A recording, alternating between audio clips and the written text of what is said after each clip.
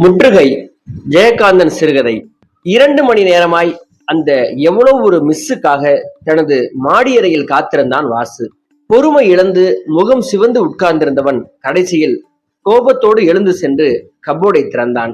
அதனுள் அழகிய வடிவங்களில் வடிவமைக்கப்பட்ட கண்ணாடி மது கிண்ணங்களும் கால் பாகம் குறைவாக இருந்த ஸ்காட்சி விஸ்கி பாட்டிலும் இருக்கின்ற கோலத்தை ஏதோ ஒரு கலை பொருளை காண்பது போல் ரசித்து பார்த்தான் அவன். அந்த மது குப்பியும் கிண்ணங்களும் மதுவின் விரோதிகளை கூட குடிக்க தூண்டும் அளவிற்கு மயக்கத்தக்க கலையழகு பெற்றிருந்தன.